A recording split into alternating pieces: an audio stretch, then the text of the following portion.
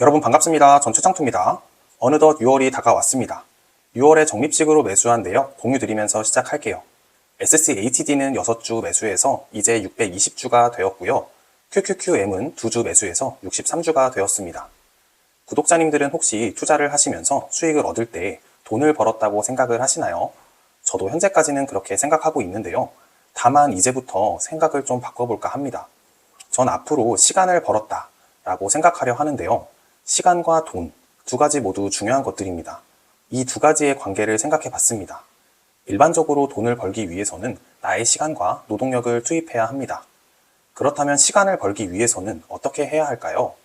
인간에 있어 시간의 종착지는 바로 죽음이라고 생각하는데요.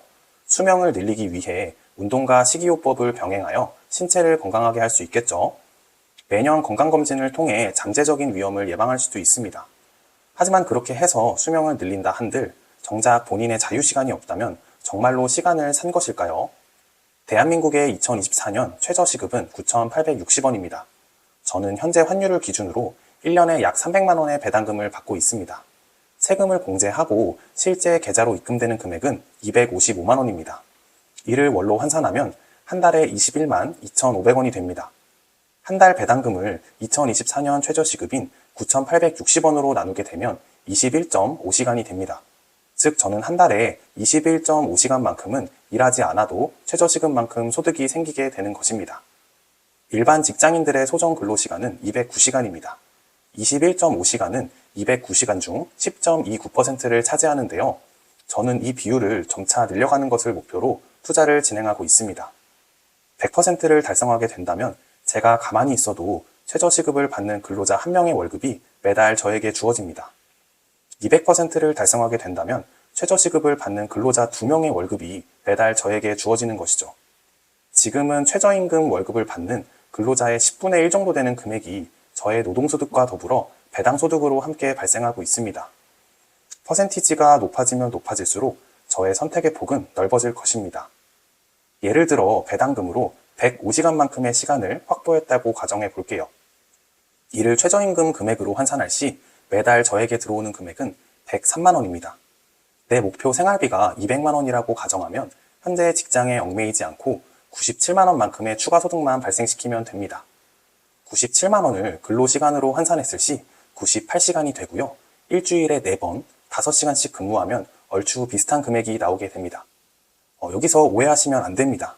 배당금을 많이 받게 되면 일을 하지 않아도 된다 라는 말씀을 드리려는 게 아닙니다. 저는 오히려 활기 있는 삶을 살기 위해서는 근로를 해야 한다고 생각하는 사람입니다. 그리고 또 내 급여 소득과 별개로 매월 50만 원, 100만 원씩 추가 소득이 생긴다고 생각해 보세요. 정말 든든하고 기분 좋을 것 같지 않나요? 제가 드리고자 하는 말씀의 핵심은 선택의 폭이 넓어진다는 것입니다. 넓어진 선택의 폭이 주는 가장 큰 장점은 시간의 자율성입니다. 은퇴자들 중 상당수가 은퇴해서도 낮은 급여를 받으며 다시 새로운 직장에 들어가는 것의 최우선적 목표는 아마도 부족한 생활비를 충당하기 위해서일 겁니다. 저는 제가 훗날 은퇴해서 새로운 직업을 갖게 되더라도 주된 목표가 생활비 충당이 아닌 내가 원해서 선택한 일이기를, 그만하고 싶으면 그만할 수 있는 선택권을 가질 수 있길 간곡히 바라고 있습니다. 이 외에도 선택의 폭은 다양합니다. 근로를 하지 않아도 배당금이나 연금, 임대수익 등 다양한 현금 흐름으로 풍족한 생활비가 나온다면 근로를 더 이상 하고 싶지 않은 사람은 남은 시간을 좋아하는 취미 생활을 하며 삶을 보낼 수도 있습니다. 몸이 근질거려서 일하고 싶으면 일을 할 수도 있습니다. 기술의 발전이 어디까지 이루어질지 현재까지는 잘 모르겠으나 AI에게 대부분의 일자리를 빼앗기지 않는다는 가정하에 소일거리 정도는 할 수 있겠죠. 은퇴 전에 이미 본인이 목표하는 시간의 구매를 마쳤다면 조기 은퇴를 선언할 수도 있습니다. 이게 바로 우리가 말하는 파이어족이라고 할 수 있겠죠. 물론 이 경우 혹시 모를 어떤 크나큰 위기가 닥쳐도 대응할 수 있을 만큼 충분한 준비가 필요합니다. 각자 라이프 스타일이나 성향에 맞게 선택만 하면 됩니다. 한 가지 선택을 해서 지내보고 나에게 맞지 않으면 그 선택을 물리고 다시 선택하면 됩니다. 제가 바라는 목표는 나의 시간을 내가 원하는 대로 사용하는 데 있어서 돈이라는 것이 걸림돌이 되지 않게 하는 것입니다. 이것을 차근차근 준비하는데 배당 투자만큼 좋은 방법은 아직까지 발견하지 못한 것 같습니다.